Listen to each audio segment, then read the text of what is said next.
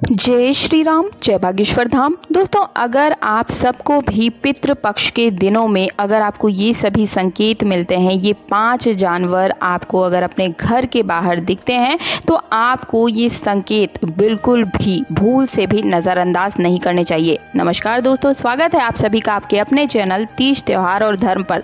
दोस्तों, जैसा कि आप सभी जानते हैं कि इस वर्ष यानी कि 2023 में पितृपक्ष की शुरुआत 29 सितंबर से हो रही है, जो कि 24 अक्टूबर तक रहने वाली है।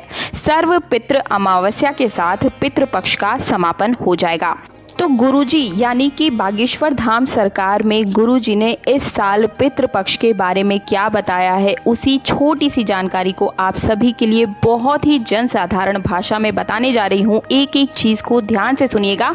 देखिए, गरुड़ पुराण भी ये कहता है कि जब किसी मनुष्य की मृत्यु होती है तो उसे यमलोक में जाना पड़ता है, और गुरुजी ने भी यही बताया है कि यमलोक में जाने का मार्ग बड़ा ही कठिन होता है। मृत्यु के बाद जब व्यक्ति के प्रियजन श्राद्ध तथा पिंडदान करते हैं तो उनका यमलोक जाने का मार्ग आसान हो जाता है। जब भी मनुष्य अपने पितरों के लिए पितृलोक पर भोग चढ़ाता है, तब प्राणी उसे ग्रहण करते हैं। मृत प्राणी जो होते हैं उन्हें ग्रहण कर लेते हैं। प्राणियों द्वारा ग्रहण किया जाता है मृत लोगों के द्वारा। ये भोग मनुष्य के पितरों को प्राप्त होता है, जिससे कि यमलोक जाने के मार्ग में उन्हें भूख नहीं लगती है, प्यास नहीं लगती है। पितृपक्ष के इन दिनों में आप अपने पितरों को प्रसन्न करने के लिए उन्हें अलग अलग प्रकार के कई प्रकार के भोग अवश्य चढ़ाएं, और फिर इसी भोग को आप सभी अलग अलग प्राणियों में भी वितरित जरूर कर दीजिएगा। पुराणों के अनुसार पितृपक्ष में पितृगण पीपल के वृक्ष के माध्यम से पृथ्वी लोक पर पधारते हैं और अपने परिजनों से मिलते हैं। अपने परिजनों द्वारा दिए गए सम्मान से वे संतुष्ट होकर पुनः पितृलोक में लौट जाते हैं। गरुड़ पुराण के अनुसार भगवान श्री कृष्ण ने गरुड़ जी को पितरों के श्राद्ध के संबंध में बहुत ही अच्छी महत्वपूर्ण ज्ञान वाली बात बताई थी। हिंदू धर्म में पितृपक्ष का बहुत ही अधिक महत्व होता है। पितृपक्ष में जो मनुष्य अपने पूर्वजों की आत्मा की शांति के लिए श्राद्ध कर्म करता है, वो श्रेष्ठ फलों की प्राप्ति भी करता है। इसी कारण से पितृपक्ष के श्राद्ध पक्ष भी कहा जाता है। यदि पितृपक्ष के महीने में आपके घर पर ये 3 प्राणी आते हैं तो ये बहुत ही शुभ संकेत समझा जाता है दोस्तों। और आप इस साल पितृपक्ष में इन चीजों का ध्यान रखिएगा। अगर आपको ये 3 प्राणी नजर आ जाते हैं तो आप समझ लीजिए कि आपकी लाइफ सेट हो गई है, आपका पूरा भविष्य सुधर चुका है, आप हर मार्ग में तरक्की करने लगेंगे। आपके पितृगण आपके द्वारा किए गए श्राद्ध और पिंडदान से अत्यंत संतुष्ट हैं, और आप ये चीजें आशीर्वाद के स्वरूप प्राप्त करते हैं। माना जाता है कि मृत्यु के पश्चात मनुष्य को जो शरीर प्राप्त होता है वह वायु रूप में होता है। उसे कोई भी मनुष्य देख नहीं पाता है।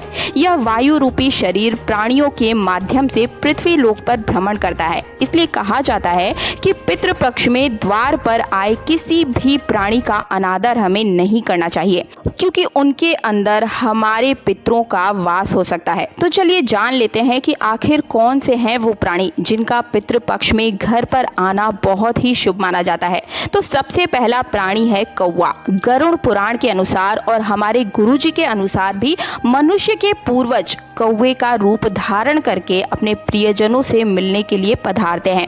पितृपक्ष के दौरान यदि किसी पीपल के पेड़ पर कौवा बैठा हुआ आपको दिखाई दे तो इसे बहुत ही शुभ संकेत समझा जाता है।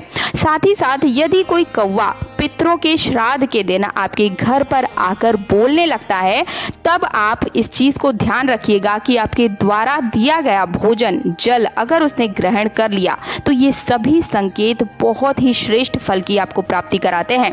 आपके पितृगण आपसे संतुष्ट हो चुके हैं। आपके दिए हुए सम्मान और भोग से वे प्रसन्न हैं और आपको आशीर्वाद दे रहे हैं, ऐसा समझना चाहिए आपको।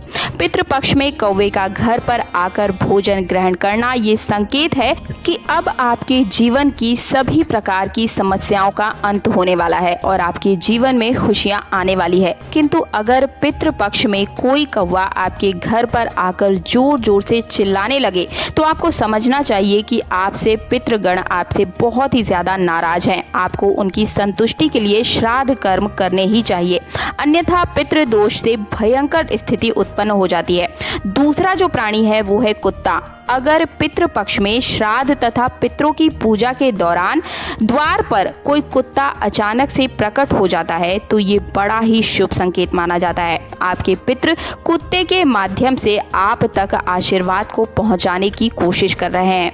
अगर पितृपक्ष में आपके मुख्य द्वार पर कोई कुत्ता आ जाता है तो आपको उसके साथ बुरा व्यवहार भूल से भी नहीं करना चाहिए। इस गलती से आपको बचना है, साथ ही डंडे से तो बिल्कुल भी नहीं मारना चाहिए, अन्यथा आपके पितृदेव रुष्ट हो जाएंगे। द्वार पर आए कुत्ते को नमस्कार करके उसे भोजन कराएं। साथ ही आपके पितृ आपसे अवश्य संतुष्ट हो, इसके लिए उन्हें प्रणाम भी आप करें। पितृपक्ष के दिनों में द्वार पर कुत्ते का आना ये संकेत करता है कि आपके समस्त दोषों का अब नाश होने जा रहा है और अब आपके जीवन में सब कुछ मंगल ही मंगल होगा। तीसरा और सबसे महत्वपूर्ण प्राणी जो कि अगर आपको पितृपक्ष में अपने घर के मुख्य द्वार पर दिख जाए तो आपको समझ लेना है कि अब आपकी किस्मत पलटने वाली है, किस्मत आपकी मुट्ठी में होने वाली है, और ये है गाय।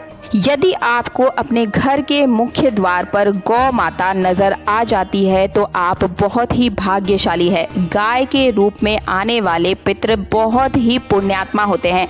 आपके पूर्वजों ने अपने जीवन में बहुत ही पुण्य कमाए होंगे यदि वे गाय के रूप में आपके द्वार पर प्रकट होते हैं, तो इसे सुख समृद्धि का संकेत हमें समझना चाहिए। इसलिए द्वार पर आई गौ माता का अपमान हमें भूल कर भी नहीं करना चाहिए, उनका आदर ही करना है। नमस्कार करके उन्हें भोग अवश्य चढ़ा कर ही उन्हें द्वार से विदा करें।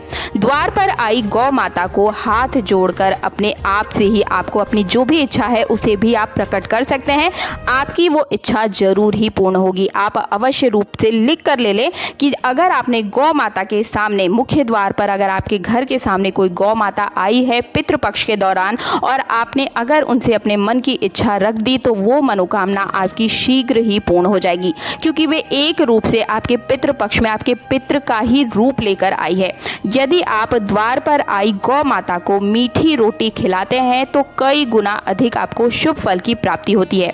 चौथी बात, यदि पितृपक्ष के दिनों में आपके सपने में कोई जानवर मनुष्य की वाणी में बोलता हुआ आपको दिखाई दे तो इसे बड़ा ही अशुभ संकेत माना चाहिए, बहुत ही अशुभ है। यह संकेत है कि आपके पितृ आपसे बहुत ही बुरी तरीके से दुखी है, उनकी आत्मा को शांति नहीं मिली है। ऐसे में आपको पितरों का श्राद्ध एवं तर्पण करना चाहिए ताकि उनको पितरों को मुक्ति मिल सके। तो दोस्तों, मुझे उम्मीद है कि मेरे द्वारा दी गई जानकारी से आप सभी को संतुष्टि मिली होगी और पितृपक्ष में इन संकेतों को आप खुद तक सीमित ना रखें।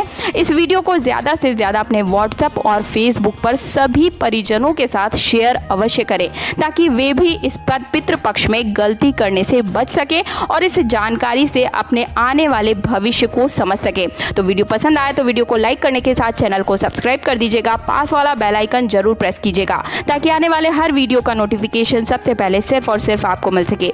मिलती हूँ अगले वीडियो में। जय श्री राम, जय बागेश्वर धाम।